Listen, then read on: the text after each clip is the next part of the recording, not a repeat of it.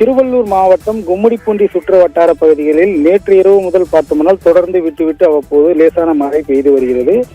நேற்று மட்டும் பார்த்தோம்னால் கும்மிடிப்பூண்டி சுற்று வட்டார பகுதிகளில் 2.50 சென்டிமீட்டர் மழையானது பதிவாகி இருந்த நிலையில் சாலைகளில் ஆங்காங்கே மழைநீர் தேங்கியவாறு வாகனங்கள் அவதி அடைந்து வருகின்றன. இதில் குறிப்பாக பார்க்க போனோமானால் கும்மிடிப்பூண்டி அடுத்த கவரப்பேட்டை, சின்ன ஓபலாபுரம் மற்றும் கும்மிடிப்பூண்டி சிப்காட் தொழிற்பேட்டை ஒட்டியுள்ள சென்னை கல்கத்தா தேசிய நெடுஞ்சாலைகளில் மழை நீரானது தேங்கி வாகன ஓட்டிகள் வாகனங்களை இயக்குவதில் சிரமம் அடைந்துள்ளனர்.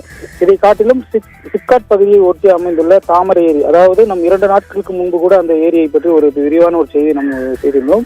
இந்த ஏரியில் பார்த்தோம்னால் அந்த தொழிற்சாலைகளில் இருந்து வரும் அந்த கழிவு நீரானது ஏரி முழுவதும் கரிய நிறத்தில் படர்ந்து ஒரு அந்த தண்ணீரின் தன்மையே கெட்டு போய்விட்டதாக ஒரு செய்தி நாம் ஒளிபரப்பியிருந்தோம். இப்போது அந்த ஏரியின் கால்வாயில் தண்ணீர் உள்ளே செல்லும் அந்த இடம் மூடப்பட்டிருக்கும் நிலையில் இந்த சிப்காட்டில் இருந்து செல்லும் தண்ணீரானது அந்த ஏரிக்கு உள் செல்லாத இருக்கிறதால் இந்த தண்ணீர் அனைத்துமே பார்த்தோம்னா இந்த சாலை ஓரத்தில் தற்போது தேங்கி நிற்கிறது.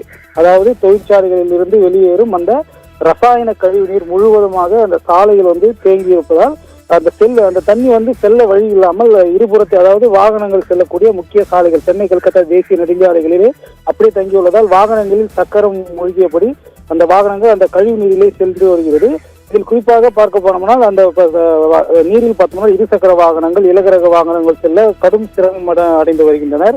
அதே போன்று அந்த கழிவு நீர் நுரை பொங்கி வழிந்து வரும்போது கடும் துர்நாற்றம் வீசி வருகிறது. குறிப்பாக அந்த வாகனங்கள் செல்லும் போது அந்த சக்கரங்களில் நீர் மாட்டி நுரை பொங்குவதால் அந்த வழியே செல்லக்கூடிய மக்கள் கடும் இன்னலுக்கு ஆளாகி வருகின்றனர்.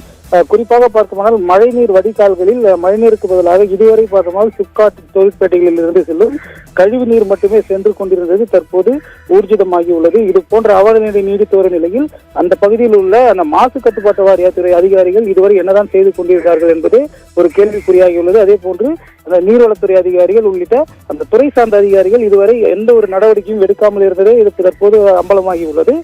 இதனால் இந்த கழிவு நீர் செல்ல வழி இல்லாமல் சாலையில் செல்வதால் தற்போது வாகனங்கள் அதில் செல்லும் போது நுரை பொங்கி வெளியே ஓடுவதால் கடும் துர்நாற்றம், அதே போன்று கண்ணெரிச்சல் உள்ளிட்ட பல்வேறு அவலநிலையானது அந்த பகுதியில் நடைபெற்று வருகிறது. இந்த தொழிற்சாலைகளிலிருந்து வெளியேற்றப்படும் கழிவு நீர் பார்த்தோம்னால் அங்கு அந்த கழிவு நீர் மேலாண்மை திட்டம் என்பது ஒன்று செயல்படுத்த வேண்டும். ஆனால் இதை சரியாக செயல்படுத்தாதது இந்த கழிவு நீர்கள் அனைத்துமே தற்போது சாலைக்கு வந்துவிட்டது. இப்போது அந்த பகுதியில் செல்லக்கூடிய வாகன ஓட்டிகள் பெரும் இன்னலுக்கு ஆளாகி வருவது நாம் பார்க்கக்கூடிய காட்சிகளிலே தெரிகிறது. இதை சரியாக செய்ய வேண்டிய மாவட்ட நிர்வாகம் என்னதான் செய்து கொண்டிருக்கிறது என்று தெரியாமல் மக்களும் கேள்வி எழுப்பும் நிலைக்கு தள்ளப்பட்டுள்ளனர். மேலும் இந்த நீர் தொடர்ந்து அதிகரித்துள்ளதால் தற்போது மழையானது பெய்ய துவங்கியுள்ள நிலையில் சாலை முழுவதுமே இந்த ரசாயன நீரை பறந்து பெரும் ஒரு பாதிப்பு ஏற்படுத்தக்கூடும் என பொதுமக்கள் அஞ்சுகின்றனர். நிகிதா, விவரங்களுக்கு நன்றி மோகன்.